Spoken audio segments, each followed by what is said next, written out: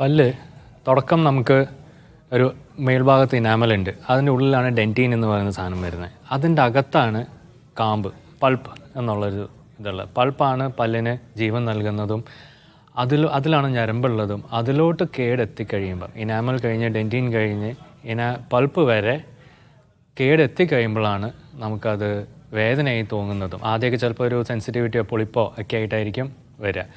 പക്ഷെ കാമ്പിൻ്റെ അടുത്തോട്ട് എത്തിക്കഴിയുമ്പോഴായിരിക്കും പെയിനായിട്ട് തുടങ്ങുന്നതും. മിക്കവാറും ആൾക്കാർ ഒരു ചികിത്സ തേടി നമ്മുടെ അടുത്ത് വരുന്നത് ആ ഒരു സമയത്തായിരിക്കും. അപ്പോഴൊക്കെ പിന്നെ നമുക്ക് ഈ ഏറ്റവും അവസാനം ചെയ്യേണ്ട റൂട്ട് കനാൽ എന്നുള്ളൊരു ചികിത്സയിലോട്ട് തന്നെ മാറേണ്ടി വരും. അത് കുറച്ചുകൂടി മുന്നിൽ ഭക്ഷണം കുടുങ്ങുമ്പം തന്നെ, പല്ലുകളുടെ ഇടയിൽ ഭക്ഷണം കുടുങ്ങി തുടങ്ങുമ്പം തന്നെ അത് വരികയാണെങ്കിൽ, ഈ സെൻസിറ്റിവിറ്റി എന്നുള്ള ഒരു ഭാഗത്ത് ആ സമയത്ത് തന്നെ നമ്മുടെ അടുത്ത് വരികയാണെന്നുണ്ടെങ്കിൽ നമുക്കത് ചിലപ്പോൾ ഒരു നല്ലൊരു റെസ്ട്രേഷൻ, ഒരു ഫില്ലിങ്ങിൽ നമുക്കത് ഒതുക്കി നിർത്താനും, പിന്നെ അതിൻ്റെ കഴിഞ്ഞ് വരുന്ന ഫോളോ അപ്പ് കെയർ, ഒരു 6 months കൂടുമ്പോൾ അല്ലെങ്കിൽ ഒരു 1 yearലോ ഒരു ഫോളോ അപ്പ് കെയറും കൂടി ഉണ്ടെങ്കിൽ അത് വളരെ ഭംഗിയായി നമുക്ക് ദൈവം തന്ന നമുക്ക് ആ ഒരു പല്ലിനെ നമുക്ക് സംരക്ഷിച്ച് ജീവിതകാലം മൊത്തം അത് മെയിൻറ്റെയിൻ ചെയ്ത് കൊണ്ടുപോകാൻ കഴിയും. ഡോക്ടറെ, സാധാരണയായി പല്ലുകളിൽ കണ്ടുവരുന്ന പ്രശ്നങ്ങൾ എന്തൊക്കെയാണ്, അല്ലെങ്കിൽ എന്തൊക്കെ തരത്തിലുള്ള പ്രശ്നങ്ങളാണ് ഈ റൂട്ട് കനാൽ ചികിത്സ ചെയ്യുന്നത്? അങ്ങനെ ചോദിക്കുമ്പം നമുക്ക് എല്ലാവർക്കും ഉള്ളൊരു പ്രശ്നമാണ് ഈ ഡെൻറ്റൽ കേരീസ് എന്ന് പറയുന്നത്. ശരിക്കും സ്റ്റാറ്റിസ്റ്റിക്സ് നോക്കിക്കഴിഞ്ഞ് കഴിഞ്ഞാൽ 100% ആൾക്കാർക്കും കേരീസ് ഉണ്ട്. It is the most prevalent disease എന്നാണ് പറയുന്നത്. എല്ലാവർക്കും, എനിക്കും നിങ്ങൾക്കും അടക്കം എല്ലാവർക്കും ഉണ്ട്.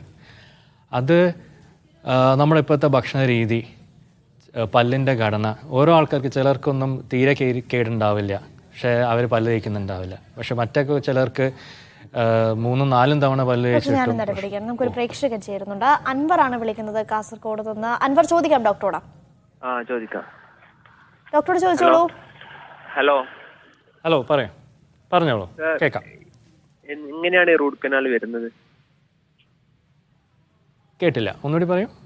എങ്ങനെയാണ് ഈ അസുഖം വരുന്നത്? എങ്ങനെയാണ് അസുഖം? കേടായിട്ടാണ് തുടങ്ങുന്നത്. നമ്മൾ കേടിനുള്ള ചികിത്സയാണ് പല്ല് ഫില്ല് ചെയ്യുകയും അതിനെ കേട് മാറ്റി അടച്ച് റെഡിയാക്കി വെക്കുകയും ഒക്കെ ചെയ്യുന്നത് നമ്മൾ ഫില്ലിങ്ങിലൊക്കെ ചെയ്തിട്ടൊക്കെയാണ്.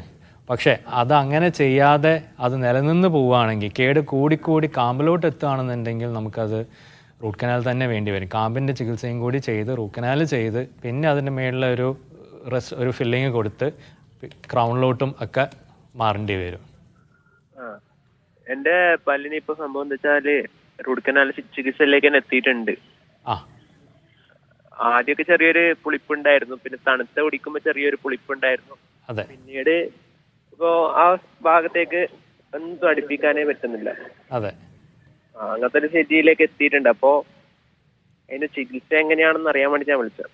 അങ്ങനെ ആകുമ്പോഴത്തേക്കും നമുക്ക് ഒരു ഡെൻറ്റിസ്റ്റിനെ കാണിച്ചു കഴിഞ്ഞാൽ അവരതിന് വേണ്ടതായ ഒരു എക്സ്റേയും കാര്യങ്ങളും ഒക്കെ എടുത്തു കഴിയുമ്പോഴും നമ്മുടെ ഒന്ന് എക്സാമിൻ ചെയ്ത് കഴിയുമ്പോൾ നമുക്ക് അതിൽ മനസ്സിലാവും എങ്ങനെയാണ് അത് ചെയ്യാൻ കഴിയുകയെന്നുള്ളത്. ചിലപ്പം നൈറ്റ് പെയിനൊക്കെ തുടങ്ങിയിട്ടുണ്ടെങ്കിൽ പിന്നെ അത്രയേ ഉള്ളൂ. രാത്രി കിടക്കുമ്പോഴൊക്കെ വേദന തുടങ്ങിയിട്ടുണ്ടെന്നുണ്ടെങ്കിൽ പിന്നെ നമുക്ക് റൂട്ട് കനാലിലോട്ട് തന്നെ പോകേണ്ടി വരും. ഇനിയിപ്പം അതല്ല, കാമ്പിൻ്റെ അടുത്ത് എത്തിയിട്ടുള്ളൂ, കാമ്പ് എത്തിയിട്ടില്ല, അങ്ങനെയൊക്കെ ആണെന്നുണ്ടെങ്കിൽ പിന്നെ നമുക്കത് ഒരു പരിധി വരെ ചിലപ്പോൾ നമുക്ക് റൂട്ട് കനാൽ ചെയ്യാതെ ഒരു ഫില്ലിങ്ങിൽ നമുക്ക് ഒതുക്കാൻ കഴിയും. എന്തായാലും നമുക്കത് ഒരു വിദഗ്ധമായിട്ടൊരു ഇത് എടുക്കേണ്ടി വരും. നമ്മൾ തിരിച്ചു വരുമ്പോൾ ഈ പ്രേക്ഷകൻ സൂചിപ്പിച്ചതുപോലെ തന്നെ നമ്മൾ എപ്പോഴാണ് ഒരു ഡോക്ടറെ കണ്ട് ഒരു ചികിത്സ തേടേണ്ട ഒരു ഘട്ടത്തിലേക്ക് പോകേണ്ടത്? മിക്കവാറും ഇത് തുടങ്ങുന്നത് ഒരു സെൻസിറ്റിവിറ്റി ആയിട്ടായിരിക്കും തുടങ്ങുക. പുളിപ്പ് എന്ന് പറയുന്നത് വെള്ളം വായിൽ തീരെ ആക്കാൻ കഴിയില്ല. ആദ്യം അത് തണുപ്പായിരിക്കും, പിന്നെ അത് തുടങ്ങി കുറച്ച് കഴിയുമ്പോഴത്തേക്കും അത് നോർമൽ ഇതിലോട്ടാണെങ്കിൽ തന്നെ നോർമൽ വെള്ളം കഴിക്കുമ്പോൾ പോലും അത് അങ്ങനെ ആയിപ്പോവും. ഈ സെൻസിറ്റിവിറ്റി ആയിട്ടാണ് അത് തുടങ്ങുക. അല്ലെങ്കിൽ ഭക്ഷണം കുടുങ്ങുന്നു, അങ്ങനെയൊക്കെ ഭക്ഷണം 2 പല്ലുകളുടെ ഇടയിൽ ഭക്ഷണം കുടുങ്ങി അത് അതിൻ്റെ അംശം അവിടെ നിന്ന് പിന്നെ അത് ഉള്ളിലോട്ട് സൈഡിലോട്ട് നമ്മൾ കാണാത്തൊരു വിധത്തിലായിരിക്കും അതോട്ട് കേരീസ് കയറി തുടങ്ങുന്നത്.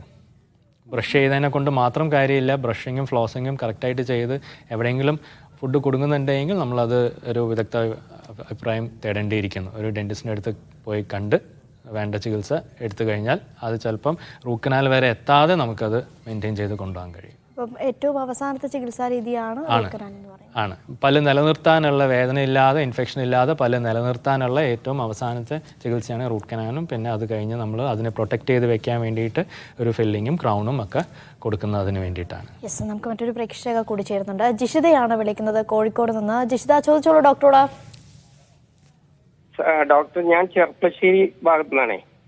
പറയൂ, കേൾക്കുന്നുണ്ട്. എനിക്ക് പിന്നെ ഒരു 2 വർഷം മുമ്പ് 2 പല്ലിന് റൂട്ട് കനാൽ ചെയ്തായിരുന്നു.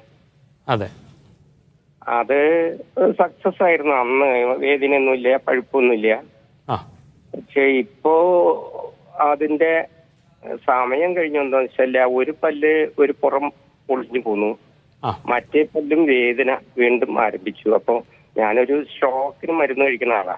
ആ, അപ്പൊ ഞാൻ അതിന്റെ തുടർ ചികിത്സ ചെയ്യാൻ പിന്നെ ഡോക്ടറെ കണ്ടപ്പോ അത് കേട് വന്ന പല്ല് റിമൂവ് ചെയ്യണം എന്നുള്ള അഭിപ്രായമാണ് പറഞ്ഞത്. ആ. എന്താ ഞാൻ അതിനൊരു ഉപദേശം കിട്ടിയതെടുക്കില്ല. സ്ട്രോക്ക് വന്നതിനെ കൊണ്ട് നമുക്ക് റൂട്ട് കനാൽ ചെയ്യാൻ പറ്റില്ല എന്നോ അല്ലെങ്കിൽ രണ്ടാമത് റൂട്ട് കനാൽ ചെയ്യാൻ പറ്റില്ല എന്നോ അങ്ങനെ ഒരു ഇതില്ല.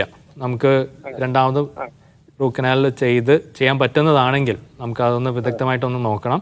അങ്ങനെ റൂട്ട് കനാൽ രണ്ടാമത് ചെയ്യാൻ പറ്റുന്നതാണെങ്കിൽ റൂട്ട് കനാൽ രണ്ടാമത് ചെയ്ത് നിങ്ങളുടെ ആ വേദനയുള്ള പല്ലിൻ്റെ ഇൻഫെക്ഷനൊക്കെ മാറ്റി നമുക്കത് റെസ്റ്റോറബിൾ ആയിരിക്കണം എന്നുള്ളതാണ് അതിൻ്റെ ഒരു ട്രീറ്റ്മെൻറ്റ്. അഥവാ അത് ഫങ്ഷനിൽ കൊണ്ടുവരാൻ കഴിയില്ല. അപ്പം എത്രയാണെന്നുണ്ടെങ്കിൽ നമുക്കത് റെസ്റ്റോർ ചെയ്ത് നല്ലൊരു പല്ല് പോലെ ആക്കിയെടുക്കാൻ കഴിയില്ല, നിങ്ങൾക്കത് യൂസ് ചെയ്യാൻ കഴിയില്ല എന്നാണെങ്കിൽ പിന്നെ നമുക്ക് ചിലപ്പം എക്സ്ട്രാക്ട് ഊരിയെടുക്കുന്ന പല്ല് പറിച്ചെടുക്കുന്നത് തന്നെയായിരിക്കും നന്നാവും. അപ്പം എന്നിട്ടൊരു റീപ്ലേസ്മെൻറ്റിലോട്ട് നമുക്ക് പോകണം, പല്ല് വെക്കുകയോ അങ്ങനെ എന്തെങ്കിലും ചെയ്യണം. യെസ്, അച്യുതൻ എന്ന പ്രേക്ഷകരാണ് ഇപ്പോൾ നമ്മോട് സംസാരിച്ചത്.